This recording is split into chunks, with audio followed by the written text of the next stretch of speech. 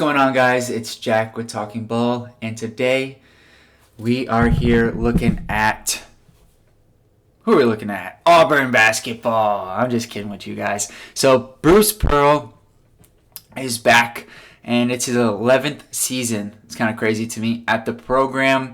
I can still remember when he left Tennessee, and he's turned Auburn basketball into a true powerhouse, similar to Alabama with Coach Nate Oates. When I was younger, these two schools were football-only schools, and they've become basketball schools and really good basketball schools pretty quickly, I would say, over the past few years. And last year's team was really good. They were 27-8 overall, 13-5 in the SEC, which was second, and they won the SEC tournament. They went 3-0 in the tournament. They beat Florida in the championship game, and it was a little bit of a strange game, unfortunately, because of the hand-Glockton really nasty injury. And, listen, I thought they were going to make a run. However, I guess I kind of felt both things. I thought they could make a run, but I didn't think the run would go past, the Elite Eight. And the reason why I felt that kind of throughout the year is while Johni Broome is a really good center, I've always felt like to make a deep tournament run, you need a really good guard. And last year's team felt like, to borrow an expression from football, it felt like a team where, if you have two quarterbacks, you don't have one. And they had 2 point guards, but they didn't have one. And I felt like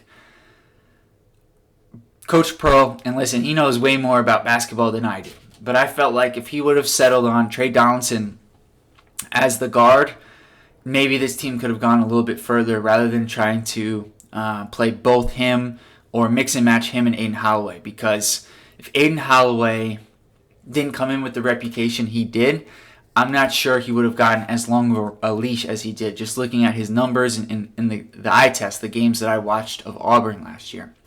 So the roster next season looks a little bit different than it did last year. And as we do in each one of these videos, I'll go through the roster, then the projected lineup and rotation, followed up with finally the schedule and predictions. So please leave a like, and if you enjoy these videos with college basketball, subscribe to the channel for more college basketball and then NBA draft content. So without further ado, who's gone?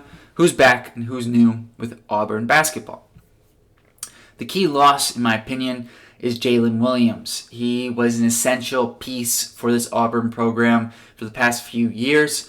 He was their second leading scorer last year. He was a lefty who can score in a variety of ways, and it's just going to be tough for them to replace this season. And they also lost both of the point guards from last year.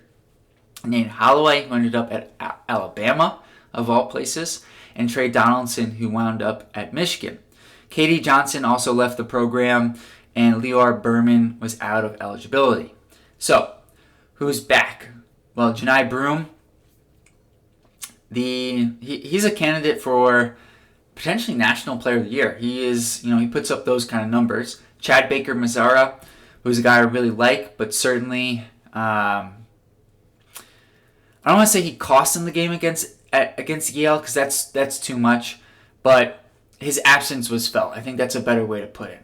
His absence was felt. He's a really important player for this Auburn team. And then guys who I think fill roles for Coach Pearl's team here: Denver Jones, Dylan Cardwell, who's a great backup big to Johni Broome, Chaney Johnson, and Chris Moore. And those are all guys that Coach Pearl trusts, which I think is very important. They've got 5 players coming in, and they've got 3 transfers and 2 freshmen. So the 3 transfers: J.P. Beggs, Miles Kelly, and Jaheim Hudson. I'm not sure how much Jaheim Hudson's going to play. He averaged less than double figures at SMU last year. Miles Kelly's interesting. As an ACC basketball person, I watched him play a couple of times. I'm not a big Miles Kelly fan. I think he's a little bit of a chucker. But under Coach Pearl, maybe he can kind of change his shot profile a little bit, or at least limit some of those. And we'll get into that in a second. And then JP Peggs coming in from Furman, he certainly could be the solution, and that's kind of how I'm leaning with this Auburn team, that he's their quarterback, if you will. And without further ado, I think it's time to start looking at the projected, rotation here and lineup. And JP Peggs is going to start at guard as far as I'm concerned. And then I have the rest of the lineup as guys coming back from last year. So Denver Jones, Chad Baker-Mazara, Chaney Johnson, and Johni Broome.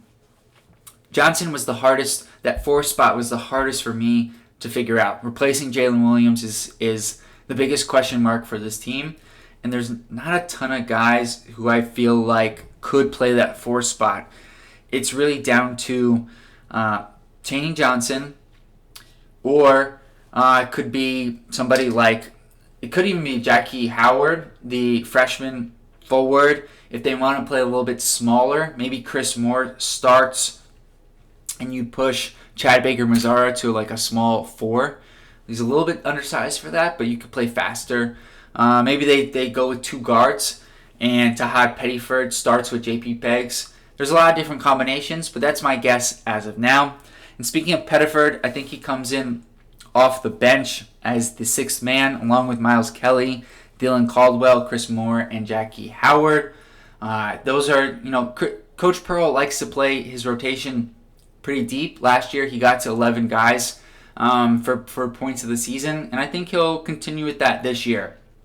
And the real question for me, as far as how good is this team is going to be, is quite simply, how good is JP Peggs? Because if he can put up numbers similar to what he did at Furman, this team is better than last year. If he's not quite, the transferring to one of the hardest conferences in basketball takes a toll on his efficiency, this team is not going to be quite as good as it was last year. And I hate to, define a team by one player. And I guess Tahad Pettiford could also be that answer. He was ranked in the top 30 as a freshman. But I feel like that's a lot to put on somebody like that. However, I do think this freshman class is much better than it was the year prior. So there's certainly a lot of potential for somebody like Tahad Pettiford.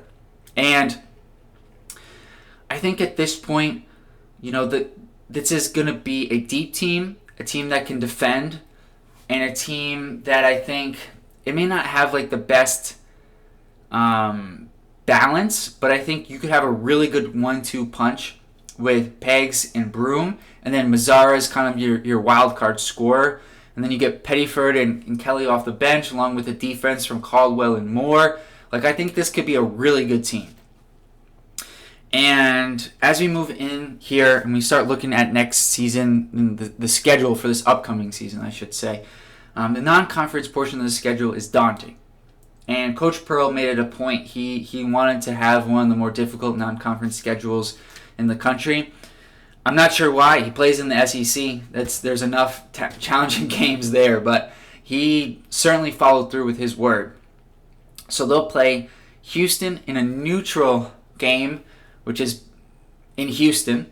And then they'll be in the Maui tournament, where they'll take on Iowa State, either Dayton or North Carolina.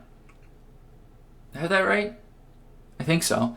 And then Michigan State, UConn, Colorado, or Memphis. So there's at least 2 really tough games that they'll have, potentially 3.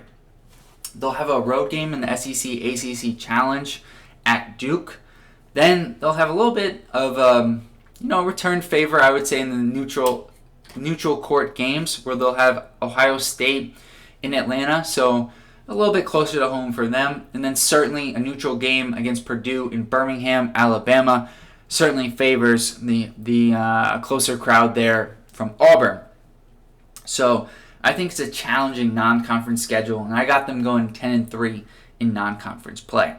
As far as conference play is concerned, their home and away games are their rival Alabama, Georgia, and Ole Miss.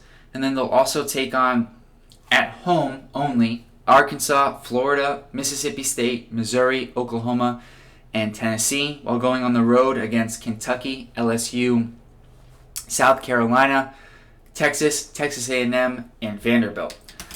And I kind of waffled, I got to be honest with you guys, on their conference record.